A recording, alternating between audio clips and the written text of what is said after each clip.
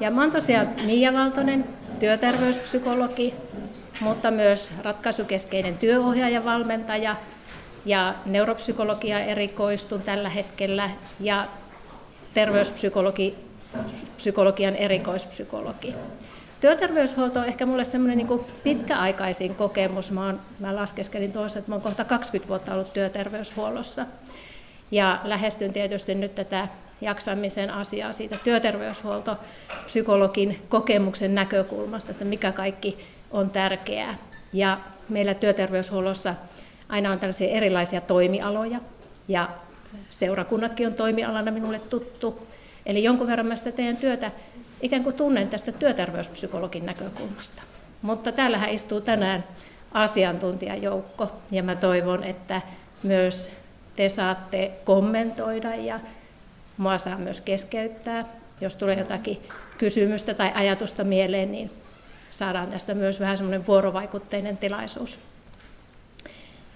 Ja esitystä miettiessä niin vähän näitä teemoja, että mikä onkaan sitten sellaista tärkeää, että minkälaisella tulokulmalla olisi nyt hyvä lähestyä tätä leirityössä jaksamista.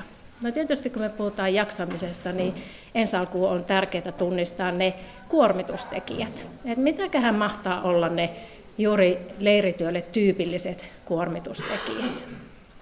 Ja taas mä vähän sieltä niin työterveyspsykologin vinkkelistä tuohon listasinkin joitakin kuormitustekijöitä, mutta kyllä mä sitten mielellään kuulen, kun käydään vähän niitä läpi, että onko jotain semmoista, mitä mulla on jäänyt huomaamatta, mitä te ajattelette, että se on todella olennaista. Saatte vähän täydentää sitä listaa tarvittaessa. Sitten puhutaan palautumisen itsesäätelystä. Ja tämä palautuminen on enemmän tässä nyt semmoinen henkilökohtainen taso. Eli jokaisella meillä on myös vastuuta työntekijänä siitä, että me huolehdimme siitä omasta jaksamisesta ja palautumisesta. Ja tämä onkin nyt aika mielenkiintoinen asettelu, että palautuminen myös siellä leirityössä, mitä se sen aikana tarkoittaa. Toki sitten tässä on se laajempi kuva koko ajan, että mitä se ylipäätään se palautuminen työstä on silloinkin, kun ei olla leirityössä. Ja sitten käytän aika lailla myöskin nyt jotenkin sitä aikaa tähän tiimin toimintaan ja tiimin toiminnan niin kuin ymmärtämiseen. En ehkä kuitenkaan tuo sellaisia vastauksia, vaan enemmän kysymyksiä, niin kuin herättelyä. Että mitä kaikkea me onkin hyvä huomata, kun lähdetään tekemään tiiminä yhteistyötä ja ollaan tämmöisessä vähän ehkä poikkeuksellisessakin niin kuin yhteistyössä hyvin tiiviisti useita päiviä saman ryhmän kanssa. Ja siellä on 2 ryhmän tasoa. Siellä on se tiimin taso ja sitten siellä on ne leiriläiset, ne lapset tai nuoret. Ja niissä molemmissa tapahtuu ryhmädynaamisia asioita. Että me oltaisiin jotenkin niistäkin tietoisia. Ja mä nyt keskityn enemmän siihen teidän tiimin niin kuin ryhmään ja sen toimintaan. En niinkään mitä siellä lasten tai nuorten parissa tapahtuu, mutta samaan aikaan te voitte miettiä, että siellä tapahtuu paljon sellaisia asioita, mitä me ei välttämättä ajatella, eikä olla aina ihan tietoisiakaan. Ja sitten kaikista tärkein näkökulma niiden herättelyjen jälkeen on myös jotenkin se ajatus, että tiimi on voimavara parhaimmillaan ja että me voitaisiin sitä hyödyntää. Niin silloin meidän täytyy myös ajatella se, että ne on sellaisia taitoja, joita me voidaan tiimissä ihan tietoisesti fasilitoida, opetella ja harjoitella. Että ei niin, että joku tiimi vaan toimii paremmin ja joku tiimi toimii huonommin, vaan kaikki tiimit voivat rakentaa semmoisia toimivia malleja. Ja nimenomaan siitä näkökulmasta semmoisia toimivia malleja, että ne lisää semmoista resilienssiä, eli semmoista kimmoisuutta ja joustavuutta, että me työntekijöinä voimme siellä hyvin. Tähän mä nyt listasin niitä leirityön kuormitustekijöitä. Ja ensin lähdin vähän jaottelemaan tätä, että siellä on tiimin toimintaan liittyviä kuormitustekijöitä, että olisiko nämä semmoisia ehkä aika tyypillisiä. Ja tässä kohtaa te pääsette kohta vähän täydentämäänkin, jos huomaatte, että todella jotain olennaista täältä puuttuu.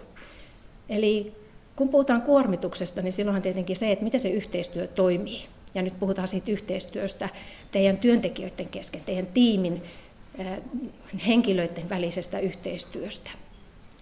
Ja miten ratkotaan ristiriitoja. Onnistuuko se vai eikö se onnistu? Miten roolitukset on siinä tiimissä? Onko ne epäselvät vai onko ne aivan selkeät, että kuinka meidän tiimissä nämä roolit jakaantuu? Ja sitten tässä on myös tämmöinen vastuukysymys. Joissakin töissä sitä on enemmän ja joissakin töissä on vähemmän, mutta ihan selkeästi siellä on myös teillä se vastuu siitä toisten turvallisuudesta ja hyvinvoinnista. Ensisijaisesti ajattelen, että sieltä lasten ja nuorten hyvinvoinnista, aikuisiakin voi olla mukana leirillä, että näiden henkilöiden terveydestä ja turvallisuudesta, mutta myös ihan siitä teidän omasta ja teidän tiimin turvallisuudesta. Tästä on ihan ohjeistusta tuolla työturvallisuuslaissa ja sielläkin meitä niin kuin työntekijöinä kehotetaan toimimaan sillä tavalla, että me tuetaan niitä turvallisia toimintatapoja sillä työpaikalla. No sitten täällä on tätä palautumiseen liittyvää työn vähäinen tauotus, miten siellä leirillä jää aikaa omille minitauoille tai sitten niille pitemmille tauoille, yöunelle ja miten se psykologinen irrottautuminen onnistuu, onnistuuko se, on ikään kuin vähän koko ajan siellä töissä, pääseekö ajatuksissa irti siitä, että nyt mä en olekaan töissä. Ja tässä puhun työvuorosta, mutta voi ajatella, että nyt se on semmoista niin kuin ympärivuorokautista, kun puhutaan yöleireistä. Se ei ajatella työvuoroa sellaisena työehtosopimuksen näköisenä työvuorona. Mutta ollaan tosiaan voi olla niin kuin monta päivää siellä poissa kotoa yhdessä muiden kanssa. Lähdetään palautumisen itsesäätelyn pohtimiseen sillä tavalla, että täällä on itsereflektio, eli sellainen kyky itsetutkiskeluun, ihan todella olennainen taito psyykkisen hyvinvoinnin näkökulmasta. Ja sitten puhutaan vähän niistä palautumisen taidoista, semmoisista näkökulmista, että millä tavalla mä voin sitä omaa palautumista huolehtia. Mutta ensin mä puhun tästä itsereflektiosta. Psyykkisen hyvinvoinnin perusta.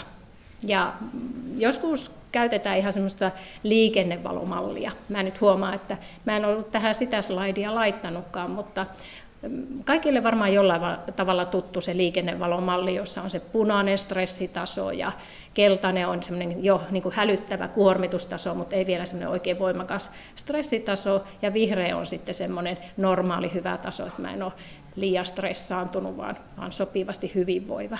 Niin se liikennevalomalli voi olla yksi sellainen tapa vähän niin kuin skannata, että mennäänkö tänään vihreällä, keltaisella, punaisella, mutta sitten semmoinen ehkä vielä jotenkin niin kuin, syvälle luotaavampi taito on tämä, että mä osaisin aina välillä pysähtyä kuuntelemaan, että mitä mulla liikkuu mielessä ja minkälaisia tunteita mulla on ja mitähän mun kehossa mahtaa tapahtua juuri nyt. Ja ajatellaan itsereflektio semmoisena avaimena psyykkiseen hyvinvointiin. Se on oikeasti sitä kykyä, tämäkin on taito, jota voi opetella, tunnistaa omia ajatuksia, tunteita, kehon tilaa, sitä fysiologiaa, mitä meidän kehossa tapahtuu, ja sitä, että miten mä toimin. Ikään kuin semmoinen kärpäsenä katossa positio, että mä välillä asettaudun vähän näin niin kuin itseni ulkopuolelle, ja pikkasen niin kuin tarkkailen itseäni ulkopuolisin silmin, että miltä tämä mun toiminta näyttää ja mitähän mun mielessä liikkuu. Ja se, että kun me opitaan tällaista taitoa, että me välillä katsellaan itseä vähän ulkopuolisin silmin, niin se on todella tärkeää tosiaan tämän psyykkisen hyvinvoinnin kannalta. Mutta sitten on hyvä muistaa, että meillä aina liittyy oma itseen semmoinen tietty sokea alue, ja niin se saakin olla. Aivan täysin itseä ei voi ulkopuolisin silmin tarkkailla. Mutta mitä pienempi se sokea alue on, niin sen ikään kuin parempi se on sen psyykkisen hyvinvoinnin kannalta ja myöskin sen oman niin kuin adaptiivisen toiminnan kannalta, että miten hyvin me pystytään sitten muuttamaan ja mukauttamaan sitä omaa toimintaa. Ja se, että muut näkevät aina meissä jotain sellaista, mitä me itse emme näe itsessä, mutta että me voidaan kaventaa tämmöisellä itsereflektiolla sitä sokeaa pistettä itsessämme. Ja tämä peruskysymys onkin, että mitähän mun mielessä liikkuu juuri nyt. Ja että mä voisin niin aika vaihtelevasti monessakin eri tilanteessa havahtua, että nyt mä oon jotenkin jännittynyt tai nyt mulla on jotenkin kauhean semmoinen niin hermostunut mieli. Mitäs mun mielessä liikkuu juuri nyt? Ja ehkä myös vähän skannata sitä kehoa, että onko mulla jotenkin hartiat jännittyneet vai onko mulla jotenkin, pureskelenko mä liikaa leukojani yhteen ja tuntuuko se ihan kehossa, onko se jossakin ehkä kipua tai semmoista kuumuutta, kylmyyttä, kireyttä. Mutta tämmöiset niin kuin havainnot itsestäni, niin ne on tosi tärkeitä, koska yleensä vaistomaisesti me lähdetään jotain muuttaa. Kun mä tuun tietoiseksi siitä, että nyt mä oon jotenkin jännittynyt, niin mä yleensä aika niin kuin automaattisesti teen jonkun semmoisen korjausliikkeen. Erityisen tärkeä tämä taito on niin kuin siinä, että oppii huomaamaan niitä omia ajatuksia. Kun meillä on aika paljon ajatuksia, monesti ne on automaattisia ja hyvin nopeita. Ja sitten siellä voi olla joskus semmoisia aika niin kuin haitallisiakin ajatuksia. Ja varsinkin semmoisia uskomuksia tai tulkintoja, että me lähdetään tulkitsemaan jotakin semmoista, mikä ei välttämättä edes ole totta, vaan se lähtee aivan semmoisesta meidän omasta mielenmaisemasta rönsyämään.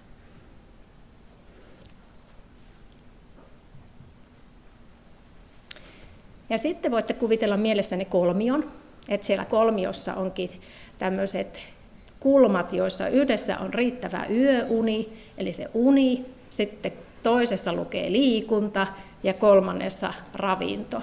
Ja kun te mietitte tätä kolmiota, niin tämä on se hyvinvoinnin peruskolmio. Ja varmaan moni teistä tähän kolmioon on törmännyt. Mutta mä en voi ohittaa, kun puhutaan palautumisesta, niin sitä tämmöistä ihan perusasiaa, joka me kaikki jollain tasolla tiedetään, että ok, nämä vaikuttaa meidän hyvinvointiin, mutta sitten vaikka me tiedetään, niin meillä ei aina niitä arvotekoja ole, että me oikeasti sitten huomioitaisiin sitä siellä arjessa, että mä kiinnitän näihin huomiota. Eli niin tylsältäkö se ehkä kuulostaakin, niin tämä nukkuminen, se on ihan ensimmäinen perusedellytys sille, että ihminen pystyy toimimaan kunnolla. Ja yön aikana meidän aivoissa tapahtuu todella hyödyllisiä ja tarpeellisia asioita. Siellä esimerkiksi jää muisti jälkipäivällä opituista asioista, taidoista. Ne vahvistuu siellä unen aikana. Ja sitten meillä lähtee sieltä vähän niin kuin puhdistuu semmoisia turhia ja ylimääräisiä asioita. Eli aivot todella tarvitsee unta. Ja liikkuessa elimistön omat mielihyvähormonit aktivoituu. Ja tällä me tiedetään olevan yhteyttä esimerkiksi mielenterveyteen, masennukseen, tämmöiseen hyvinvointiin.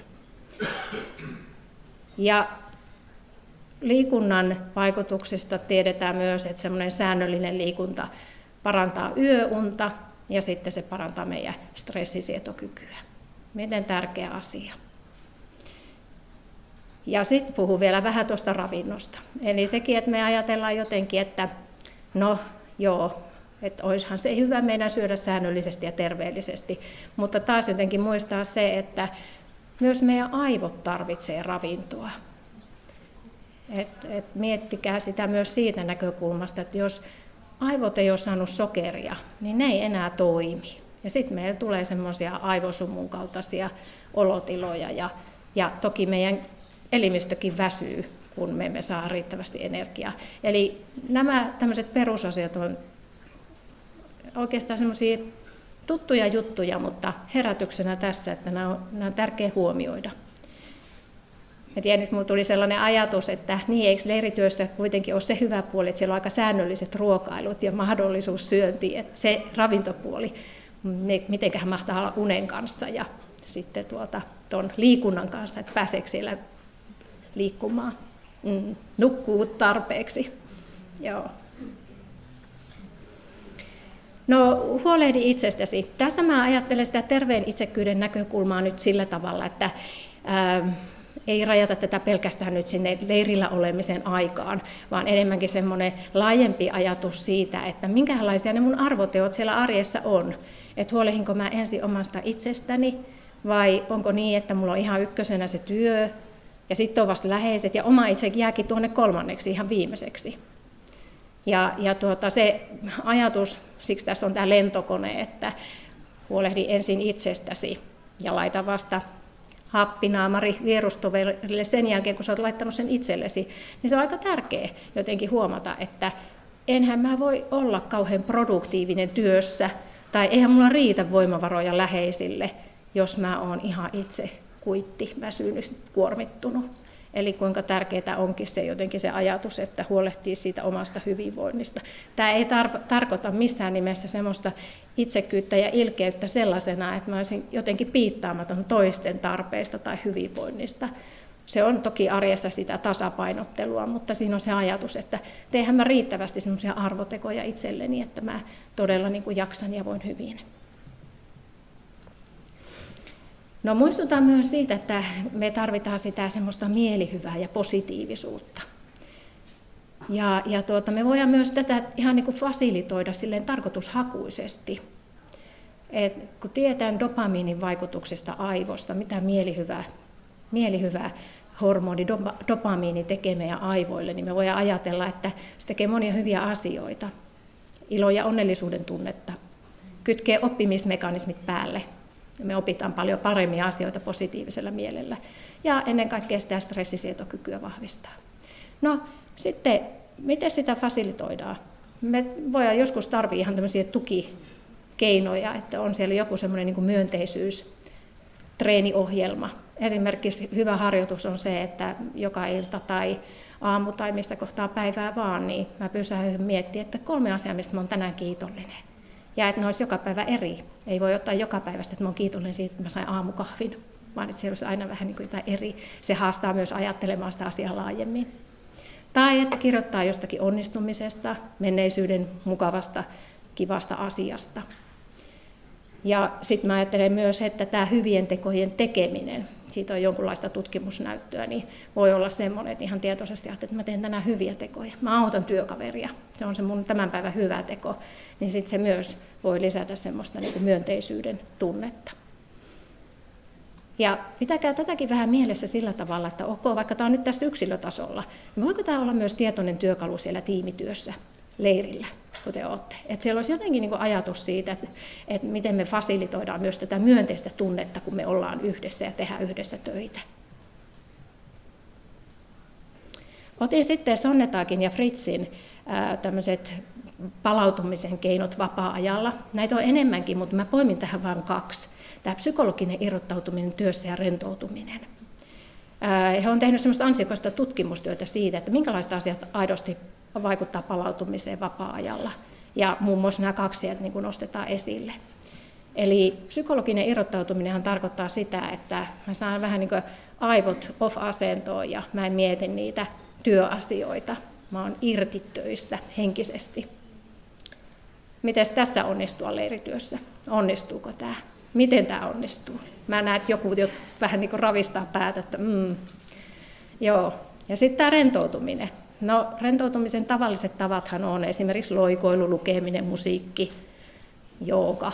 Onnistuuko tämä? Mutta mä otin tähän nyt ihan tämän toimivan tiimin kulmakivet tämmöisen kuvan Lencionin mallista 2002 vuodelta. Minusta on hirveän hyvä semmoinen niin kuin hahmottamaan jotenkin sitä, että me puhutaan tiimistä ja nyt ajatellaan niitä vastuullisia aikuisia siellä leirillä, teidän seurakunta, työntekijöiden ryhmää, johon myös ne isoset jossain määrin liittyy, mutta et erityisesti nyt ajattelette sitä teidän niin kuin työntekijäjoukkoa siellä, niin siellä on se luottamus. Sehän on kaiken toiminnan perusta.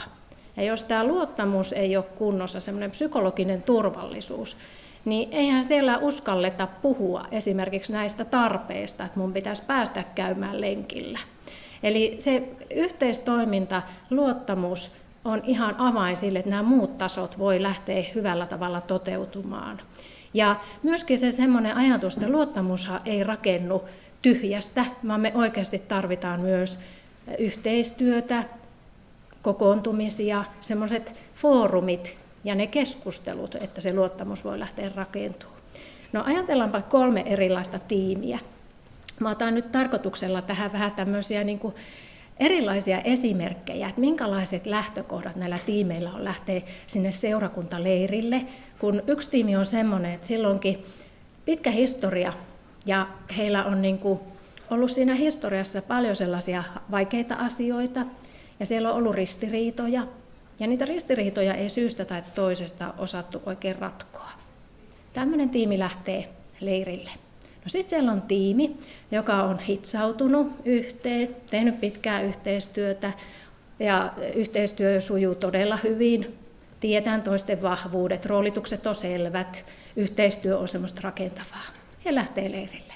Ja sitten otetaan vielä kolmas esimerkki, että sinne lähtee tiimi, joka ei oikein vielä tunne toisiaan. Siinä on vaihtunut työntekijöitä ja ollaan vähän uusia ja ei ole oikeastaan yhteistä historiaa. Minkälaisista lähtökohdista nämä lähtee tekemään sitä leirityötä? Nämä olisivat niitä juttuja, jotka olisi hyvä jotenkin miettiä jo etukäteen, että mitäköhän se tiimi tarvii, että se onnistuu siinä tehtävässä. Mutta jos näitä me ei ole mietitty yhtään, niin emme voi odottaakaan, että nämä tiimit ikään kuin samalla tavalla sit toimisi siellä leirillä. Ja sitten kun mietitään sitä, että no mitenköhän nämä erilaiset tiimit, miten se välittyy sinne niille leiriläisille. Että jos siellä on semmoinen ristiriitoja kanssa kamppaileva tiimi. Miten se välittyy, jos siellä on semmoinen oikein hitsautunut semmoinen toisia niin kuin parhaaseen mahdolliseen onnistumiseen kannustava tiimi. Mitenkään se näkyy niille leiriläisille? Tai sitten jos siellä on semmoinen joukko, joka ei vielä tunne toisiaan. Mitenkään se näkyy leiriläisille? Joo, erilaiset tiimit lähtee tosiaan eri näkökulmista. Ja tässäkin mä jotenkin niin kuin haastaisin vähän miettiä sitä, että jos me nyt tiedetään, että sinne onkin, meillä on tulossa kesällä näin ja näin monta tämmöistä leiriä, jossa me mennään tällä porukalla. Ja meillä on näitä konflikteja tässä ollut ja meillä on tosi hankalia aikoja ja vastoinkäymisiä. Mitäköhän se tarvitsee se tiimi ennakoivasti, jotta se turvallinen, hyvä leirityö voisi toteutua. Ja nämä on semmoisia niin kuin työnantajan tärkeitä miettiä, että tarvitseeko se ehkä jotain tämmöisiä niin kuin tukitoimeja, tarvitaanko siellä jotain järjestelyjä, mitä jos siellä on tiimi, joka ei tunne toisiaan. Että tarviiko he ryhmäytymistä ennen sitä, vai lähteekö se vaan niin kuin sinne sitten jotenkin rakentaa sitä ryhmätyötä. No sitten mä ajattelen, että helpoin työnantajan näkökulmasta on se tiimi, joka toimii silleen, että heillä on niin kuin hirveän hyvä yhteistyö ja he on hitsautuneet yhteen. Hommat sujuu. Silloin he ovat itseohjautuneita. Mutta myös työnantajan näkökulmasta näillä tiimillä on aika erilaisia tarpeita, mitä niin kuin voidaan tehdä ennakoivasti. No ajatellaan sitten sitä tilannetta siellä, että aina tulee yhteistyössä konflikteja. Ja se, että myöskin, että miten niin kuin suhtaudutaan niihin konflikteihin tai tämmöisiin erilaisiin näkemyksiin, ristiriitoihin. Että ajatellaanko ne semmoisina niin kuin tuhoisina ja välteltävinä asioina, vai ajatellaanko ne niin, että joo, nehän kuuluu tähän vuorovaikutukseen, mutta olennaista on se, että miten me ratkotaan ne. Ja että me ei peitellä niitä tai ohiteta niitä, vaan me aidosti tartutaan niihin tilanteisiin ja käydään ne läpi ja ratkaistaan. Ja ratkaistaan yhdessä. Kolmas taso tuolla on tuo sitoutuminen. Ja tässä ydin on se, että kaksi edeltävää tasoa ikään kuin tarvitsee toimia. Siellä tarvitaan se psykologinen turvallisuus, luottamus. Sitten me tarvitaan ne keinot, työkalut, että me osataan ratkoa konfliktit rakentavasti ja että me tartutaan niihin. Se maton alle lakaiseminen on ehkä se suurempi ikään kuin semmoinen niin kuin riippakivi meillä, että me ei haluta niitä ikäviä asioita niin kuin kohdata ja ne jätetään ja ohitetaan. Mutta ajatellaan, että rakentavat konfliktin ratkaisut onnistuu semmoisesti psykologisesti turvallisessa ympäristössä. Ja sitten sitoutuminen. No, tämä on nyt se, että siellä on ne yhteiset tavoitteet ja selkeä suunta. Että me niin kuin tiedetään, että miten me tämä nyt vedetään yhdessä läpi. Meillä on ihan semmoinen yhteinen näkemys siitä. Ja ajatelkaa taas tätä, että kuinka semmoinen tiimi, joka ei ole tehnyt yhteistyötä, niin kuinka helppoa sille on tämmöinen yhteisen suunnan löytäminen sen leirin aikana. Tai sitten se hitsautunut toimiva tiimi. Tai se tiimi, joka on niiden konfliktien kanssa kipuillut. Miten ne yhteiset pelisäännöt, selkeät tavoitteet, yhteiseen suuntaan soutaminen onnistuu.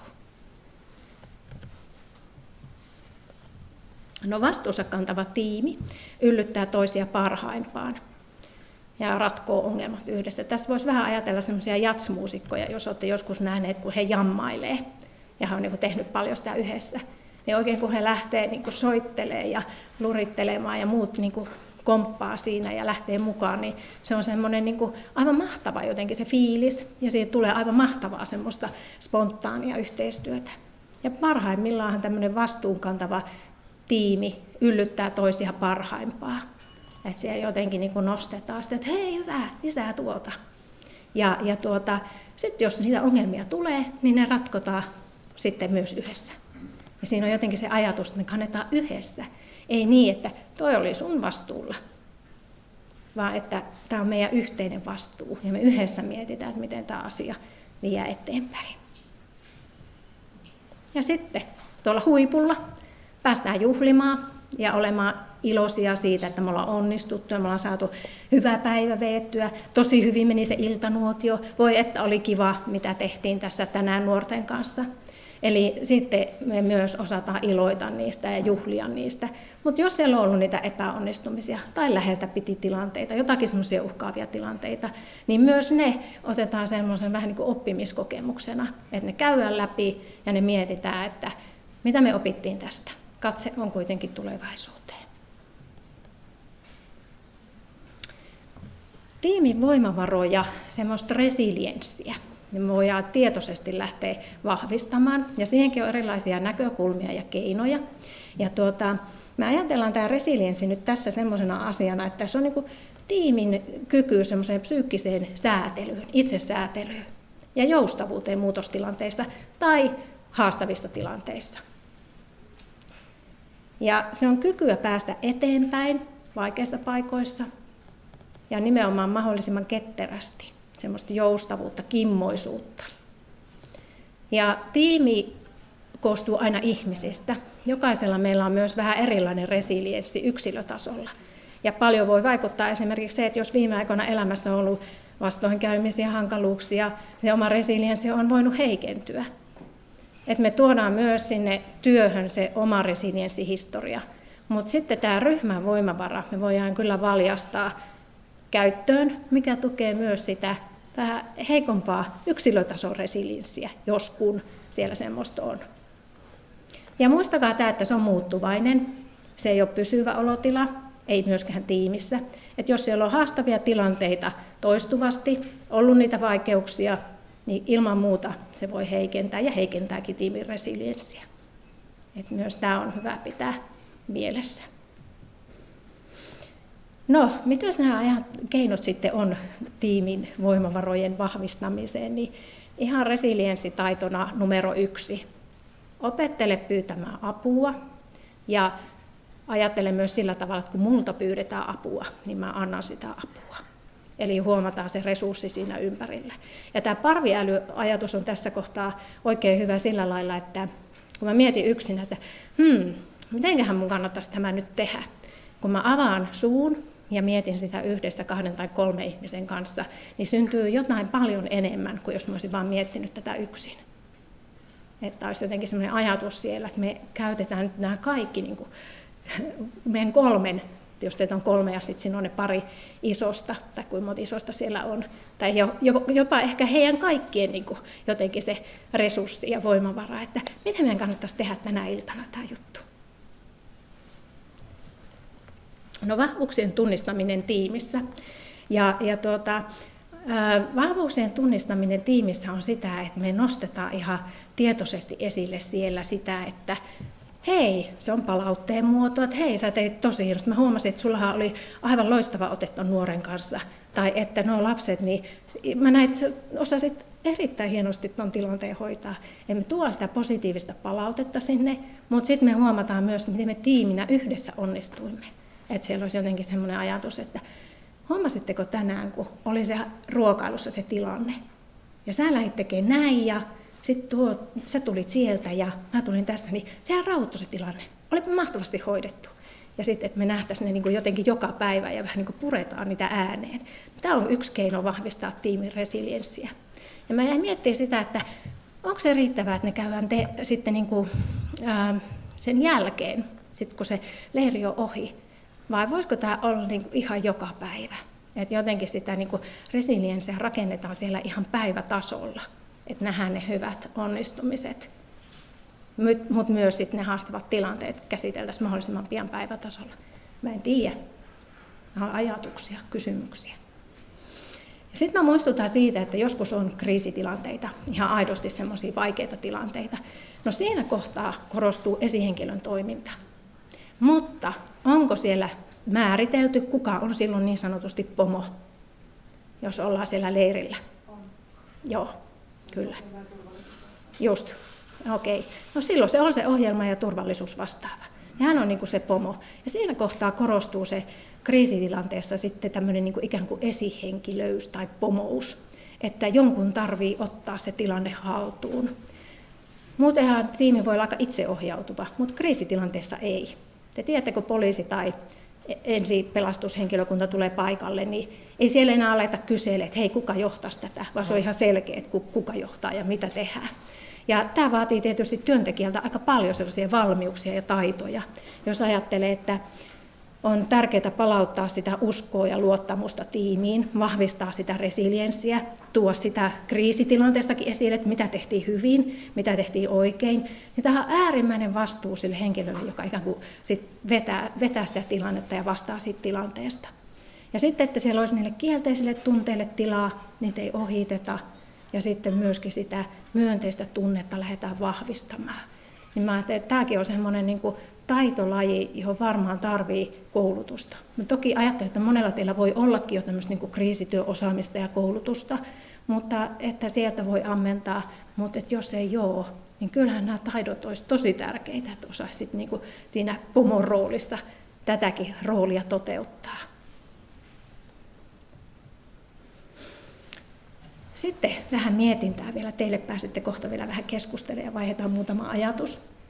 Mutta niin, miten te tosiaan puhutte näistä onnistumisista ja huippuhetkistä sen leiri aikana toisillenne ääneen? Ja miten te puhutte niistä vaikeuksista ja aikaisemmista haastavista paikoista? Ja se, että aikaisemminkin on ollut haastavia paikkoja, resilienssiä vahvistaa myös se, että me puhutaan siitä, että hei, viime kesänä meillä oli tämmöinen tilanne. Muistatteko, miten hienosti me siitäkin selvittiin? Ja silloin kun oli tämä tilanne, niin ajatelkaa, me saatiin se tällä lailla hoidettua. Että tehdään näkyväksi sitä onnistumista, niin se vahvistaa tiimin voimaantumista ja resilienssiä. Eli synnytetään yhdessä sitä selviytymistarinaa. Että näistä kaikista vaikeista paikoista niin ollaan menty eteenpäin ja ollaan selvitty. Ja katse on nimenomaan siellä tulevaisuudessa ja ajatellaan sillä lailla, että me ollaan opittu myös niistä kokemuksista. Ne vaikeat paikat ja kriisit, niin ne on myös parhaimmillaan niitä oppimisen paikkoja.